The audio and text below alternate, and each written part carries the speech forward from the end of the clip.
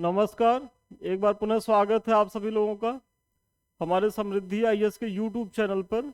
और आज हम अपने मेंस आंसर राइटिंग प्रोग्राम के तहत उपस्थित हुए हैं, जिसके तहत हम जीएस पेपर 1 का क्वेश्चन करने वाले हैं। और आज का जो क्वेश्चन है, 1857 के स्वतंत्रता संग्राम का स्वरूप कैसा था, टिप्पणी करें।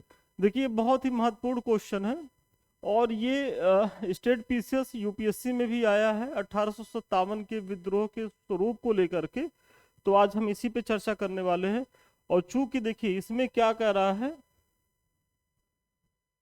कि टिप्पणी करें, तो इसका बहुत ध्यान रखना है कि यदि आप स्वरूप के तहत उसकी विशेषताओं को बताते चले गए, और जनरली बच्चे करते हैं कि उसकी विशेषताओं को तो बता देते हैं कि किसने कैसा, मतलब किसने क्या कहा था, साम्राज्यवादी इतिहासकारों का क्या मानना था इसके स्वरूप को लेकर के, राष्ट्रवादी इतिहासकार जो है वो क्या मानते थे, या मार्क्सवादी जो हिस्टोरियन है उनका क्या थॉट था।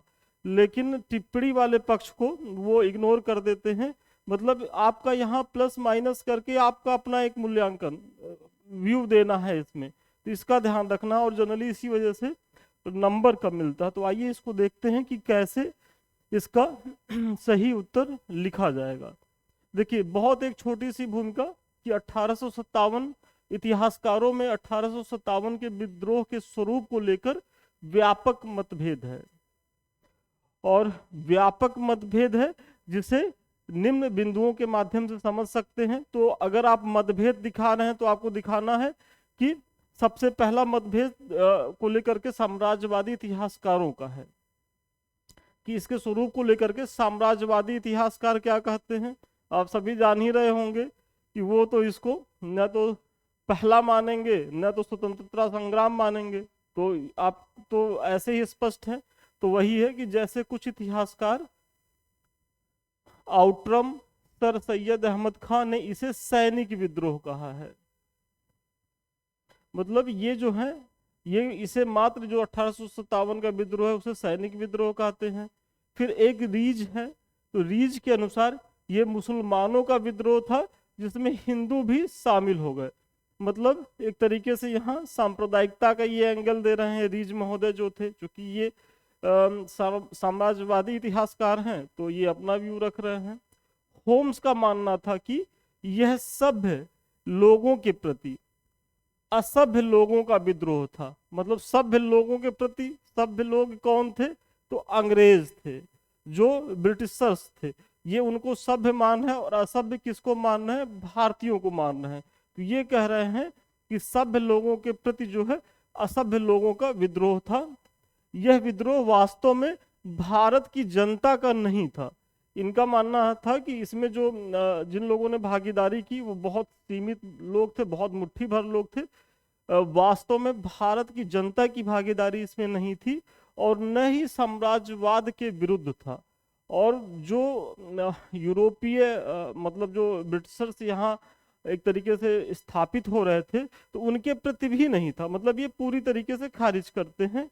इसके पीछे इनका दावा था, अगर ये ऐसा कह रहे हैं तो इसके पीछे इनका दावा भी था। तो आप जरूर इनके दावे को भी बताइए।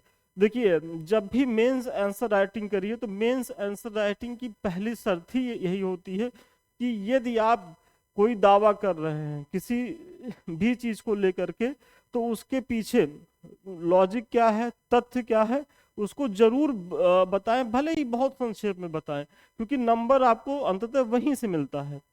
तो अगर ये साम्राज्यवाद के विरुद्ध नहीं था तो इसका दावा क्या था कि इसका प्रभाव संपूर्ण भारत में नहीं था। मतलब ये 1857 के विद्रोह को लेकर के ये कह रहे हैं कि ये अखिल भारतीय स्तर पे नहीं था। इसका प्रभाव जो था वो बेसिकली उत्तर भारत में था, और उत्तर भारत में भी मुख्यतः उत्तर प्रदेश और बिहार जैसे राज्यों तक सीमित था। मद्रास एवं बंबई रेजिमेंट इसमें भागीदारी नहीं की। आप सभी जान रहे होंगे कि मद्रास और बंबई जो रेजिमेंट थी, वहां के जो भारतीय सैनिक थे इस विद्रोह में भागीदार नहीं बने थे। तो वो वही जो है इनके दावे का आधार है कि कैसे ये साम्राज्यवादी नहीं था, राष्ट्रीय नहीं था। तो ये इसके पीछे का ये तर्क दे रहे हैं। फिर अगला ये तर्क दे रहे हैं कि अधिकांश राजा एवं पढ़े लिखे लोग अंग्रेजों के पक्षधर ही बने रहे। आप देखते होंगे कि इसका जो स्वरूप था उसमें जो शिक्षित वर्ग था या जो राजा महाराजा थे उनकी भागीदारी भी 1857 के विद्रोह में नहीं दिखती है। इस प्रकार यह विद्रोह राष्ट्रीय नहीं था। तो ये जो है आप मतलब पहले पॉइंट में, चूंकि आपने भूमिका में ही बता दिया है कि इसके स्वरूप को लेकर के विद्वानों में मतभेद है, तो सबसे पहले आपने राष्ट्रवादी जो विचारक हैं, जो हिस्टोरियन हैं, उनके थॉट को आपने रख दिया एक पैराग्राफ में कि वो अगर दावा कर रहे हैं तो उसके दावे के पीछे का वो प्रमाण क्या दे रहे हैं, उस प्रमाण सहित आपने बता दिया। अब आपके उत्तर का एक पक्ष कंप्लीट हुआ। अब दूसरे भाग में आइए, मार्क्सवादी विचारधारा के इतिहासकारों का क्या मत है। तो इनका ये मत है कि मार्क्सवादी इतिहास वहीं दूसरी ओर मार्क्सवादी इतिहासकारों जैसे विपिन चंद्रा, सुमित सरकार आदि के अनुसार यह कुलीन वर्गीय लोगों की महत्वाकांक्षा का परिणाम था, जो अपनी खोई हुई सत्ता की प्राप्ति का अंतिम उपाय कर रहे थे, अर्थात यह अभिजात वर्ग का विद्रोह था। देखिए, मार्क्सवादियों के साथ एक समस्या ये रहती है कि वो किसी भी घटना को वो जो है अभिजात वर्ग से जोड़ देते हैं, क्योंकि वहां तो दो ही चीज दिखता है, शोषित और शोषक। तो ये जो है ये कह रहे हैं कि ये जो विद्रोह था 1857 का विद्रोह, ये भारतीय जनता का न होकर के मुट्ठी भर शोषक लोगों का था, मतलब जो अभिजात वर्ग के लोग थे उनका था। और वो ये विद्रोह क्यों कर रहे थे, क्योंकि अंग्रेजों द्वारा उनकी सत्ता को हस्तगत कर लिया गया था। तो ये उनका तर्क है, जो मार्क्सवादी इतिहासकार हैं। तो आप इनकी चर्चा कर दिए, इनके पीछे का तर्क आपने बता दिया।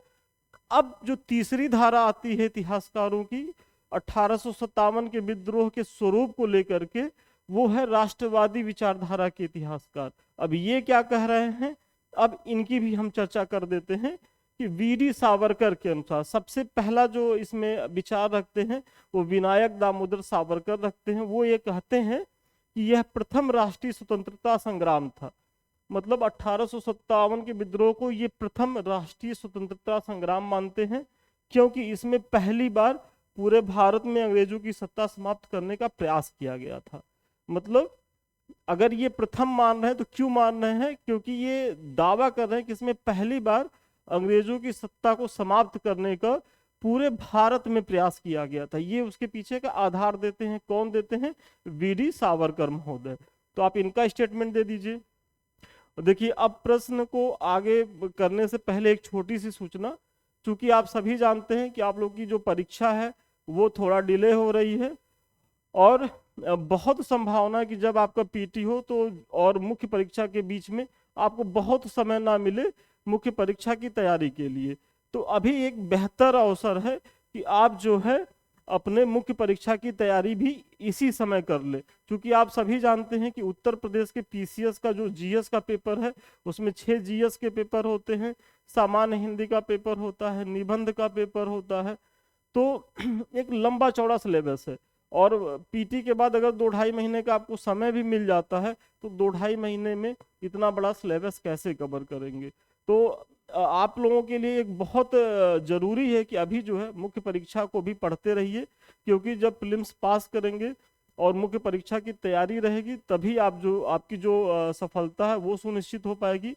तो इसीलिए हमारे संस्थान द्वारा भी टेस्ट पेपर का आयोजन किया जा रहा है, जो 6 मई से अभी तो चल रहा है, और नया जो हमारा टेस्ट सीरीज का जो बैच है वो 6 मई से पुनः प्रारंभ हो रहा है जीएस पेपर 6 को लेकर के।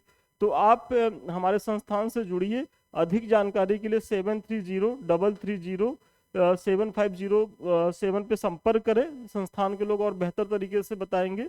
हम यहाँ संक्षिप्त में इतना ही कहना चाहेंगे कि टेस्ट सीरीज की भूमिका जो होती है वो आपकी चाहे प्रीलिम्स हो चाहे मुख्य परीक्षा हो बहुत ही ज़्यादा होती है, और उन बच्चों के लिए तो और भी महत्वपूर्ण होती है कि जो बहुत थोड़े अंकों से रुक रहे हैं, चाहे उनका मेंस रुक रहा हो चाहे पीटी रुक रहा हो। तो आप लोगों के लिए ये बेहतर अवसर है, आप लोग संस्थान से जुड़े, इसका लाभ उठाएं। चलिए, सूचना समाप्त हुई, आगे देखते हैं। हाँ, देखिए ये जो है संस्थान द्वारा, जैसे देखिए ये जो कॉपी है आपको थोड़ा ब्लर दिख रही होगी, ऐसे ही पीडीएफ में आप अपनी कॉपी भेजेंगे, ऐसे ही मार्किंग कर दी जाएगी। और इस प्रोग्राम के तहत हमारा ये प्रयास है कि हम Monday to Friday same day प्रत्येक टॉपिक से मतलब 2 क्वेश्चन करवाएं और उसका उसी दिन मूल्यांकन कर दे और शाम तक जो है आपको मॉडल पेपर दे दे। तो इस तरीके से 1 महीने में जो है आपका एक पेपर पूरी तरीके से सिलेबस के अकॉर्डिंग कंप्लीट हो जाएगा, आपको बर्डन भी नहीं पड़ेगा। और कैसे आप 1 महीने में अपना एक पेपर तैयार करते हुए इधर अगर 3-4 महीना भी आपको समय मिल रहा है, और मिल रहा है निश्चित तौर पे मिल रहा है, 3 महीना 4 महीना तो आपको निश्चित तौर पे मिला है, यदि 4 महीना मिल रहा है और आप अपने जीएस के 4 पेपर खत्म कर लिए तो समझ लीजिए 60% चीजें आपने कवर कर ली। ऐसे और सामान्य हिंदी में बहुत ज्यादा एफर्ट लगाने की जरूरत नहीं होती, हो जाता है थोड़े से प्रयास से, और फिर जो 2 पेपर रहेगा उसको पीटी के बाद तैयार किया जा सकता है। तो ये चीजें हैं। इस तरीके से हमारा मॉडल पेपर जो है वो प्रोवाइड करवा दिया जाता है सेम डे। जैसे आपकी कॉपी चेक होगी ऐसे मॉडल पेपर दे दिया जाएगा, तो इसको भी आप देख सकते हैं। चलिए, अब जो है आपने बीडी सावरकर का जो मत था वो बता दिया, क्योंकि हम लोग राष्ट्रवादी इतिहासकारों के मत को अब डिस्कस कर रहे हैं। इसके पहले साम्राज्यवादी और मार्क्सवादियों की चर्चा हम कर चुके हैं, और राष्ट्रवादी के तहत बीडी सावरकर के बारे में हमने चर्चा कर ली। अब आते हैं कि आरसी मजूमदार क्या कहते हैं इस स्वतंत्रता जो संग्राम था इसके स्वरूप को लेकर के। तो वो ये कहते हैं इसे न तो प्रथम, न ही राष्ट्रीय और न ही स्वतंत्रता संग्राम माना जा सकता है। अब इसे प्रथम क्यों नहीं माना जा सकता या राष्ट्रीय क्यों नहीं माना जा सकता, तो इसके पीछे ये तर्क देते हैं कि बंगाल रेजिमेंट की इसमें भागीदारी थी, बल्कि जैसे ये लाइन गलत हो गया है, यहाँ बंगाल रेजिमेंट तो इसमें था, यहाँ मद्रास और मुंबई रेजिमेंट की भागीदारी नहीं थी, बल्कि मुंबई और मद्रास रेजिमेंट ने विद्रोह के दमन में योगदान किया। इसे आप जो है मुंबई और मद्रास यहाँ कर लीजिएगा। तो ये पहली बात तो मुंबई और मद्रास रेजिमेंट की भागीदारी थी ही नहीं, बल्कि ये जो विद्रोह हुआ था उसके दमन में इन रेजिमेंटों ने योगदान दिया था। तो ये इसलिए कह रहे हैं कि राष्ट्रीय नहीं था।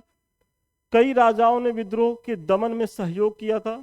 आप सिंधिया का उदाहरण देखते होंगे कि झांसी की रानी जब सपोर्ट मांगने जाती हैं तो उस तरीके का इनको सहयोग नहीं मिलता है, तो आप इनके मत को बता दिए। तो इस प्रकार उपर्युक्त विवरण के आधार पर कहा जा सकता है कि भले ही विद्रोह का विस्तार अखिल भारतीय नहीं था। देखिए, अब जो है आप यहाँ तक का जो उत्तर है आप उसमें साम्राज्यवादी, मार्क्सवादी और राष्ट्रवादी इतिहासकारों के मत को बता दिए। क्योंकि अगर आपका प्रश्न वहीं तक होता कि केवल स्वरूप की चर्चा करें, तो चर्चा के बिंदु तो यहीं तक थे, आपका कंप्लीट हो जाता। लेकिन चूंकि टिप्पणी करने की बात की गई है और टिप्पणी के लिए आपका अपना मत होना चाहिए, आप थोड़ा सा मूल्यांकन करते हुए एक निष्कर्ष पे आपको जाना होगा। तो और इसका मुख्य परीक्षा में विशेष ध्यान देना होगा, क्योंकि जनरली बच्चे करते क्या है, वो पुछल्ले शब्दों को बहुत हल्के में ले लेते हैं और वो आपके नंबर को डिस्टर्ब कर देता है। तो टिप्पणी में आपको फिर एक निष्कर्ष रैशनल तरीके से तार्किक निष्कर्ष आपको देना होगा। तो वही इसमें अब कहा जा रहा है कि इस प्रकार उपर्युक्त विवरण के आधार पर कहा जा सकता है कि भले ही विद्रोह का विस्तार अखिल भारतीय नहीं था, मतलब हम ये मान रहे हैं कि विद्रोह का जो विस्तार था अखिल भारतीय नहीं था, वास्तव में नहीं था, लेकिन इसमें राष्ट्रीयता की भावना नहीं थी, ऐसा नहीं माना जा सकता, क्योंकि विद्रोह करने वाले अपने विचार और उद्देश्य में राष्ट्रवादी थे। मतलब हम ये कह रहे हैं कि इसमें राष्ट्रीयता का पुट विद्यमान था। और उसके पीछे का तर्क क्या दे रहे हैं, जिसके तहत उन्होंने बहादुर शाह जफर को नेता बनाया। मतलब एक राष्ट्र की संकल्पना और राष्ट्र प्रमुख की बात करते हैं कि भाई बहादुर शाह जफर के नेतृत्व में जो है हम सभी आंदोलन करेंगे और ये आंदोलन कैसा होगा, अखिल भारतीय होगा। तो ये एक तरीके से राष्ट्रीय चरित्र को दिखाता है। नहीं तो नेता होते अपने अपने क्षेत्र में, अगर जैसे झांसी में रानी लक्ष्मीबाई थी, अवध में बेगम थी, कानपुर में जो थे नाना साहब थे, आरा में जगदीश जी थे, तो ये लोग चाहते तो अपने अपने क्षेत्रों को स्वयंभू नेता घोषित कर सकते थे, लेकिन नहीं, सभी लोगों ने मिल करके मुगल सम्राट को जो है अपना नेता माना। तो ये इसके राष्ट्रीय स्वरूप को दिखाता है। पहला तार्किक जो है आप निर्णय दे रहे हैं, और देखिए नंबर आपको यहीं से मिलेगा। दूसरा देखिए, बंबई और मद्रास दोनों ही रेजिमेंटों को विद्रोह में शामिल होने का न्योता भी दिया गया था। मतलब वो अलग बात है कि दुर्भाग्यवश ये दोनों रेजिमेंट जो है, बंबई और मद्रास की जो रेजिमेंट थी, वो इस विद्रोह में भारतीय सैनिकों का साथ नहीं दिया। लेकिन जो भारतीय नेतृत्वकर्ता थे, उन लोगों के द्वारा इन दोनों ही रेजिमेंटों को निमंत्रण दिया गया था। तो ये इसके राष्ट्रीय स्वरूप को दिखाता है कि देखिए, विद्रोह का जो मूल केंद्र था वो उत्तर प्रदेश, बिहार था, दिल्ली था, लेकिन साउथ में भी मुंबई और मद्रास के भी रेजिमेंटों को आमंत्रित किया गया था कि आप भी जो है विद्रोह में शामिल होइए। तो ये है। दूसरा, किसी भी संघर्ष के चरित्र का निर्धारण हम उसके उद्देश्य एवं विचार से करते हैं, ना कि विस्तार और कामयाबी से। देखिए, अगर विस्तार और कामयाबी के पक्ष को देखा जाए तो 1857 का जो विद्रोह है, निसंदेह आपको बहुत सफल तो नहीं नजर आएगा, लेकिन इसमें यही कहा जा रहा है कि किसी भी संघर्ष के जो चरित्र का निर्धारण होता है वो उसके उद्देश्य एवं विचार से होता है। और उद्देश्य एवं विचार तो आप ऊपर देख ही रहे हैं कि कितने नेक थे। फिर यहाँ यह भी स्मरणीय है कि 1857 के विद्रोह में स्वतंत्रता की चेतना उतनी स्पष्ट नहीं थी जितनी कि अमेरिकी एवं फ्रांसीसी क्रांति में नजर आती। ये थोड़ा सा, चूंकि टिप्पणी करने को पूछा गया है, तो थोड़ा सा 1857 के विद्रोह की सीमा को भी आपको बताना है कि इसकी सीमा क्या है। अगर आप विश्व स्तर पर अमेरिकी क्रांति या फ्रांसीसी क्रांति से इसकी तुलना करेंगे तो निस्संदेह उस स्तर तक इसका न तो प्रसार था, न तो इसमें उस तरीके की संगठन थी, और ना ही इसका जो है उस तरीके से, ना ही ये सफल हुआ। तो इस तीनों स्तर पे ही अगर इस तुलना की जाए तो 1857 के विद्रोह बिल्कुल कमतर है। लेकिन स्वतंत्रता की अनुपस्थिति का दावा ऐतिहासिक नहीं है। लेकिन ये कहा जाए कि ये स्वतंत्रता संग्राम ही नहीं था, तो ये भी जो है बहुत तार्किक दृष्टिकोण नहीं होगा, बल्कि वो अतिवादी विचारधारा होगा। तो ऐसे ही आपको देखिए, निष्कर्ष जो है या जो आपकी टिप्पणी वाला पोर्शन, वहां बहुत ही रेशनल तरीके से अपने विचार को रखना है, और एग्जामिनर आपको यहीं से देख करके नंबर देता है। क्योंकि जो साम्राज्यवादी इतिहासकारों का मत है, राष्ट्रवादी इतिहासकारों का मत है, मार्क्सवादी इतिहासकारों का मत है, ये सभी बच्चे लिख के आएंगे। तो आपकी कॉपी अलग कहाँ से होगी? अलग आपकी कॉपी यहीं से होगी, और इसके लिए थोड़ा सा परिश्रम करना होगा, क्योंकि बिना परिश्रम के तो कुछ मिलता नहीं है। तो फिर निष्कर्षतः हम कह सकते हैं कि 1857 का विद्रोह कुछ सीमाओं के बावजूद, चूंकि टिप्पणी करने को पूछा गया है इसलिए आप ये लिखिएगा, सीमाएं बिल्कुल हैं, अभी मैंने ऊपर बताई हैं, कि कुछ सीमाओं के बावजूद भी प्रथम राष्ट्रीय स्वतंत्रता संग्राम था। इसको स्वीकार करने में कहीं से कोई प्रॉब्लम नहीं है। तो आज के प्रश्न का उत्तर यहीं तक है। मुझे बहुत उम्मीद है कि इस प्रश्न के माध्यम से आपको उत्तर कैसे लिखना है, भूमिका को कैसे लिखना है, बीच का पार्ट कैसे लिखना है, और यदि पुछल्ले शब्द आ रहे हैं तो उसको कैसे डील करना है, आपने सीखा होगा। तो चलिए, आज के लिए इतना ही, अभी जाइएगा नहीं। इसकी चर्चा मैंने कर दी। अधिक जानकारी के लिए 7303307507 पे संपर्क करें। संस्थान के लोग अच्छे से बताएंगे। ये तो आपको मैंने बता ही दिया है। देखिए, सबसे लास्ट में ये हमारे समृद्धि IAS का टेलीग्राम चैनल है, आप लोग इससे जुड़िए, क्योंकि यहाँ परीक्षा से उपयोगी बहुत सी जानकारी मिलती रहती है। साथ ही साथ ये हमारा यूट्यूब चैनल है, संदीप मिश्रा ऑफिशियल और समृद्धि IAS, आप दोनों से जुड़िए, क्योंकि हम दोनों पे रूबरू होते रहते हैं, टाइम टू टाइम आपके लिए इसी तरीके से प्रोग्राम लाते रहते हैं। तो ठीक है, आज के लिए इतना ही। पुनः मिलते हैं नए वीडियो में, नए क्लास के साथ। तब तक के लिए धन्यवाद, शुभकामनाएं आपको।